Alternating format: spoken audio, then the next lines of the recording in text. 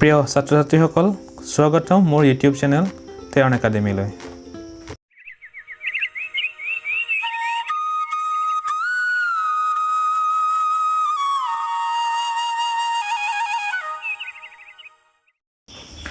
মৰমৰ ছাত্ৰ-ছাত্ৰীসকল, তোমালোকে পূৰ্বৰ ভিডিঅ'ত মানুহৰ পাচনতন্ত্ৰ আৰু পাচন ক্ৰিয়া সম্পৰ্কে জানিলা।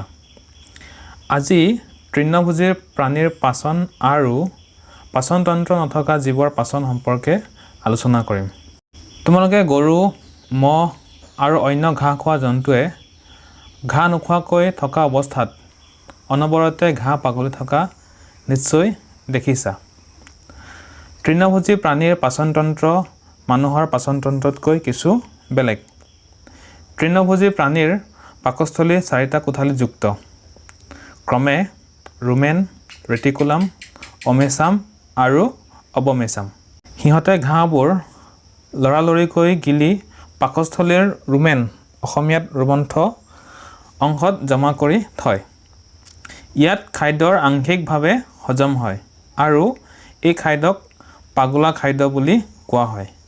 পিছত এই খাদ্যখিনি পাকস্থলীৰ ৰেটিকুলাম অংশলৈ যায় আৰু তাৰ পিছত সৰু সৰু লদা হৈ মুখলৈ ঘূৰি আহে আৰু প্ৰাণীবোৰে তাক চোবাই খায়।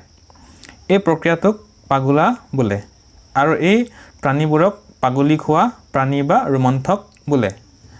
খাদ্যবোৰ পাগোলাৰ পিছত পাকস্থলীৰ অমেচাম অংশলৈ যায় আৰু তাৰ পিছত অবমেচাম অংশলৈ যায়। তাৰ পিছত খাদ্যখিনি ক্ষুদ্ৰান্তত প্ৰৱেশ কৰে। ঘাঁহত অধিক পৰিমাণে চেলুলোজ নামৰ কাৰ্বহাইড্ৰেট থাকে। মানুহকে ধৰি বহু প্ৰাণীয়ে চেলুলোজ হজম কৰিব নোৱাৰে। ৰুমন্থক প্ৰাণীবোৰৰ ক্ষুদ্ৰান্ত আৰু বৃহদান্ত্ৰৰ মাজত অন্ধ্ৰান্ত্ৰ বা চিকাম নামেৰে এটা ডাঙৰ মুনা সদৃশ অংগ থাকে। ইয়াত খাদ্যৰ চেলুলোজবোৰ নিৰ্দিষ্ট বেক্টেৰিয়াৰ ক্ৰিয়াৰ দ্বাৰা হজম হয়, যিবোৰ বেক্টেৰিয়া মানুহৰ দেহত নাথাকে। মানুহৰ পাচনতন্ত্ৰত অন্ধ্ৰান্ত্ৰ বা চিকাম আৰু চেলুলোজ হজম কৰা বেক্টেৰিয়া নাথাকে।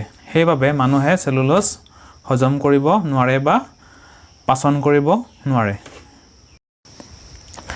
তাৰপিছত খাদ্যবোৰ অন্ধ্ৰান্ত্ৰৰ পৰা বৃহদান্ত্ৰলৈ যায়। বৃহদান্ত্ৰত হজম নোহোৱা আৰু শোষণ নোহোৱা খাদ্যবোৰ মলাশয়ত জমা হয়।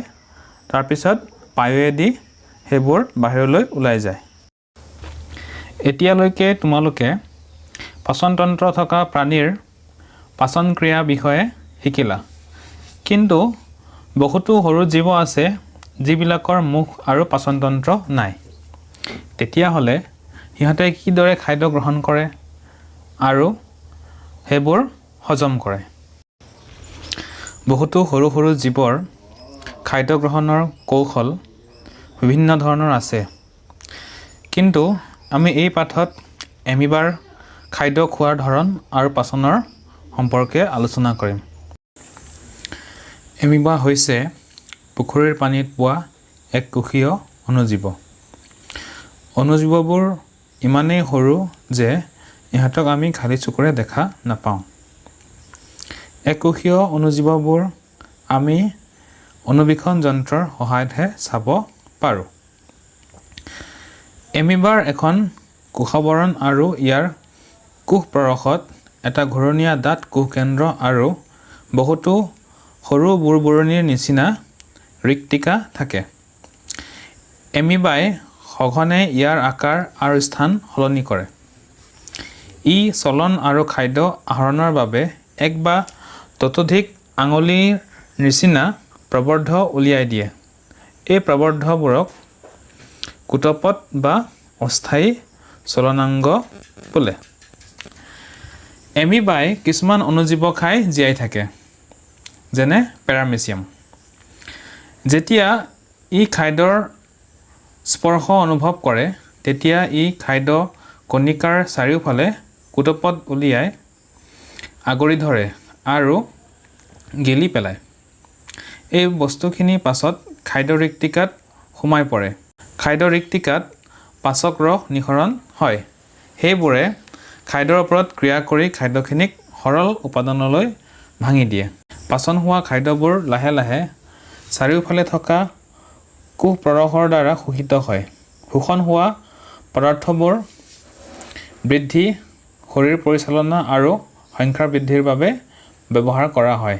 পাচন হোৱা খাদ্যবোৰ ৰেক্টিকাই বাহিৰলৈ উলিয়াই দিয়ে। এইদৰে এমিবাই খাদ্য গ্ৰহণ কৰে আৰু পাচন কাৰ্য সম্পন্ন কৰে।